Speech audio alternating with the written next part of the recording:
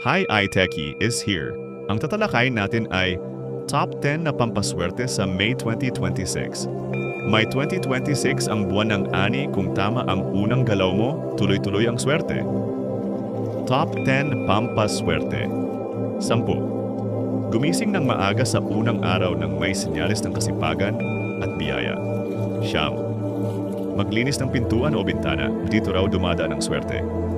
8.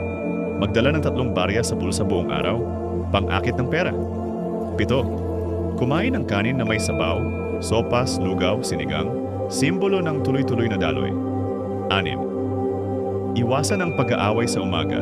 Kung paano ka magsimula, ganoon ang balik ng araw. 5. Magbigay ng maliit na tulong sa walang kapalit. Mas malakas ang balik ng swerte. 4. Magsuot ng dilaw o ginto kahit isang beses kulay ng kasaganaan. 3. Ayusin ang pitaka. Ayos ang pera, walang resibo. 2. Isulat ang isang pasasalamat at itago sa wallet. 1. Tapusin ang isang bagay na matagal mo nang sinimulan. Dito raw bumubukas ang malaking swerte.